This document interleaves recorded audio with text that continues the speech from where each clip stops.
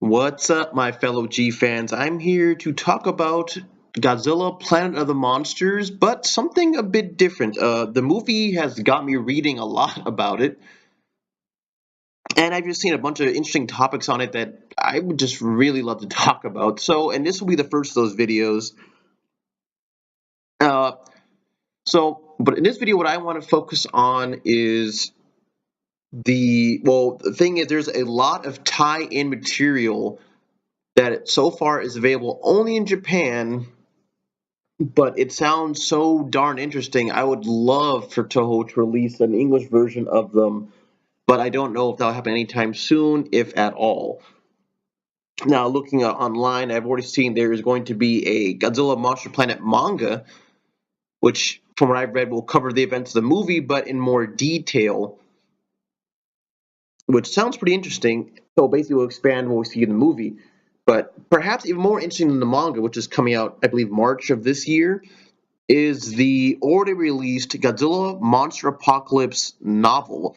Now, this came out October of last year, so October 25th, 2017, and it is a prequel novel to Godzilla Planet of the Monsters, and I have to give credit to a fan comment on YouTube who actually told me about this book.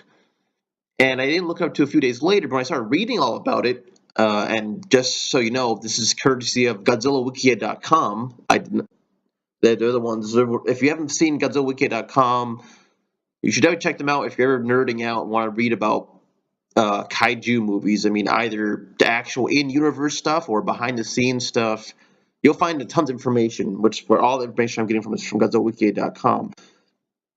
So for those who are wondering, what is Godzilla Monster Apocalypse about as far as and how it's structured? Well, Godzilla Monster Apocalypse, I read the premise. If you've read, not mind you, not watched the movie World War Z, but if you read the novel World War Z, which is to me I think is a great book, then that's basically what I'm getting from this is how the book is structured. Let me read this to you from the premise. The premise is that the novel is a recording of interviews with many individuals and oral histories by Akira Sakai. And basically, it's this. I'm not sure how he figures into all of this exactly, but apparently, Akira's message is basically just probably recording information in the history of Godzilla before Earth is evacuated, and he just gives a lot of information. And for those who don't know what I mean by saying it's for like World War Z, basically, instead of being a straightforward, plot that's focusing on one character or maybe even a few, it sounds like the narrative takes place over several years, and the main character is interviewing several people about the history of Godzilla before they left Earth, which is pretty interesting because in the movie it's brushed over very quickly, but in the book apparently Godzilla appeared not in 1954 but 2030, and he wreaked terrible havoc on the Earth, which is, of course, we already know that.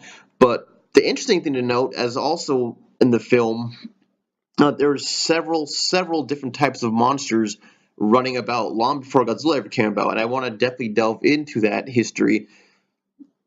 But the interesting thing is that I'm reading just here from the initial premise of the book is that, for one, humanity was actually able to counter monsters for a very long time. It said explicitly as long as they weren't, as long as they didn't appear in urban areas. So, of course, your local cities or towns, those type of areas, which probably make, of course, bombarding them difficult. But apparently, humanity did not have too much problem with them until Godzilla appeared, who, as said in the movie, hunted both monster and human. But here goes some of the interesting things. Apparently, in the book, the monster roster is even bigger than the film. In fact, I think maybe one of the biggest uh, monster lineups I've ever seen, anyways. Although, of course, comic books such as several of the IDW comics have big monster lineups also. But I'm just looking at this from a novel perspective. I've never read a Godzilla novel myself, and according to this, there's Zilla, Biollante, Orga, Anguirus, Rodan, Megaguirus, Kamacuras, Kumanga, and Dagara. And a few of those we did see in the opening credits of Godzilla Monster Planet, namely, Orga, uh, Kamacuras, Dagara, and then of course the book also featured other monsters. Apparently, Dagara, the creature from the Dagara 1964 film, Baragon, Varan, Manda, Gabra of all people, Ebra, Hetero is also in the movie, Megalon, and apparently several others. Let me see this: Gazora, Ganymede, Maguma. These are some of the ones from the Gorath film, I believe, and that, yeah, Maguma, I believe, is the walrus type creature from the movie. The name escapes me. What is it called again?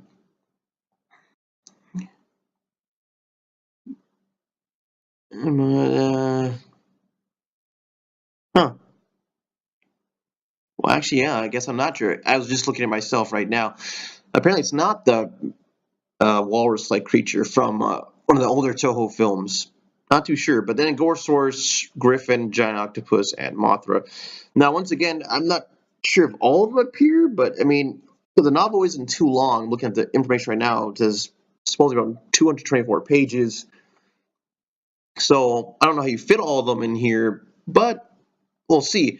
And the interesting thing also is that it notes that several familiar vehicles apparently appear in the novel as well, including Mogira, Gatango, Super X, Garuda, and of course Mechagodzilla, who probably would never finish in time. And whoa, check this out. Technologies, the Type 38 Mobile Combat Suit Jaguar J. Japan type. But Jaguar J, that's obviously an homage to Jet Jaguar. And then finishing up this first initial talk about the premise of the novel, according to the trivia section, it pays, as you can tell already by the lineup and the premise, is paying is a lot of respect to the Godzilla films that came out prior in the styling of how the attacks start, namely Destroy All Monsters, Godzilla Final Wars, and Godzilla against Mechagodzilla and Godzilla Tokyo SOS. And all those films had big monster rampage scenes, especially Destroy All Monsters because of Final Wars, obviously. Both those films, which said that monsters have been around for quite some time, and humanity had learned more or less how to deal with the majority of them, except for, of course, Godzilla. And so, my thing about this after reading this premise, and in other videos I will go more in depth with the history of Godzilla because I think it's pretty damn interesting. But tell me, how much badly do you want an English language version? I would read the hell out of this book. It sounds pretty damn interesting. I know there's a lot of split in the fan base. Once again, I mean, when is there not a split? But there's a lot of split in the fan base about the movie and how good it is. Some say it's pretty decent. Some say it's one of the worst ever. I think it's pretty damn good and it's so interesting. I mean, the thing is, this Godzilla Monster Apocalypse to me sounds like it could have been a film in itself, and I'm kind of wishing they'd done that. I'm kind of wishing they had done that. And I just say that on the lines of, what makes you think of Pacific Rim? I watch this movie, and it's a thing that's been going on in a lot of Godzilla movies, and Pacific Rim followed that trend where, you know, instead of just starting at the start of the universe, they plop us off at some kind of midpoint where something really bad has happened, and now humanity has to kind of deal with it, and they've already been dealing with it forever.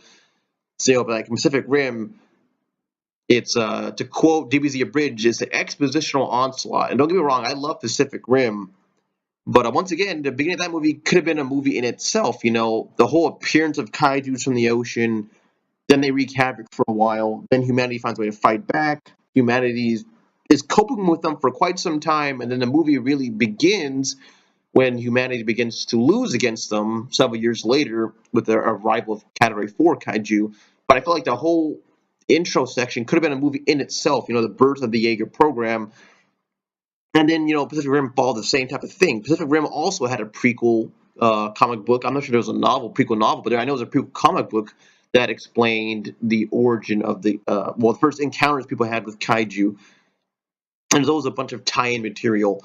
But I don't know. I think the trend I think the trend should really start going the other way, where maybe they should just start leading with that stuff.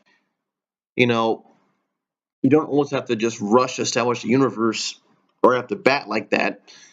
No, but that's just me thinking. What do you guys think about that? I just think it would be a decent change for people to, just see things from the very start and grow with the character instead of just being dropped off at, more or less the halfway point of a story and then going from there. Now, I will give Godzilla Monster Planet a pass because it was very interesting in that regard, and the fact that it's going to, I assume, explore the past a little bit more in the two other films, which we have confirmed. But a lot of people say the movie should stand on its own and didn't have enough material to. So I guess that's probably the controversial thing about this Godzilla movie. But I think there's a lot of potential here, and like I said, I highly doubt it. I highly doubt we'll ever get an adaptation of this novel, but at least I can hope for, of course, is an English translation. I would buy that immediately and read it and review it to you guys. But I'm gonna have more videos about this book because a lot of details have been released online, apparently by fan translation. But just want you guys your initial thoughts on this, and let me know what you think about the idea of this as the first, how Godzilla Monster Apocalypse would have been as the first movie, and then maybe just turning the whole Godzilla Monster Planet thing into a series, a long series, not just a trilogy, but maybe a 6-part series or something, or maybe a 4 or 5-part series. I don't know. I'm really just spitballing ideas here, honestly, like a producer or something. But I just think this Godzilla Monster Apocalypse could have been a really interesting movie, especially since the fact that it covers, if I read correctly, about 10 years of Godzilla activity before humanity just gives up. So that would be interesting. You kind of end the movie on a sour note, and then Godzilla Monster Planet would have been part 2, which shows how they've been affected by losing so badly. Actually seeing humanity lose for, a long chunk of time as opposed to in a 5 minute, well, not even a 5 minute, I'd probably say about more or less 5 minutes in the movie where they explain how Godzilla crushed everybody. It was an emotional movie, yes, I will definitely give it that, but hey, having Godzilla Monster Apocalypse as a movie would have been freaking awesome too. Yeah, but like I said, I'm overdoing it, but let me know what you guys think about Godzilla Monster Apocalypse as a movie in itself. Would you want to read this book? Uh, like I said before, it is in the World War Z type format. So, but once again, haven't read the book, so I don't know if it's going to be strictly kind of off as a history type of textbook, or will they actually have detailed in the scene type moments? Because if you don't know, World War Z, no one was really there. Well, every character that interacts and talks about the zombies is talking about something that he already survived, basically. Like there are times in the book where the historian will interview, like, say, a person from the United States, and then they'll reflect on, like, when the zombie outbreak first happened years ago. And there's still great detail, but it's not be told like firsthand in the moment. Every character is reflecting on things that already happened. So I don't know if people would like that for a Godzilla book, especially since Godzilla people. I mean, a lot of Godzilla fans already get angry already when Godzilla movies take too long to get to the monster action. At least I'd say about a decent majority of them. So I don't know how many people would like that, but I know World War Z was a hit novel that got turned into a movie, of course. So maybe it would be a big hit over here as well. But yeah, tell me what you guys think about this prequel novel, and I will definitely be talking more about its plot structure in other videos.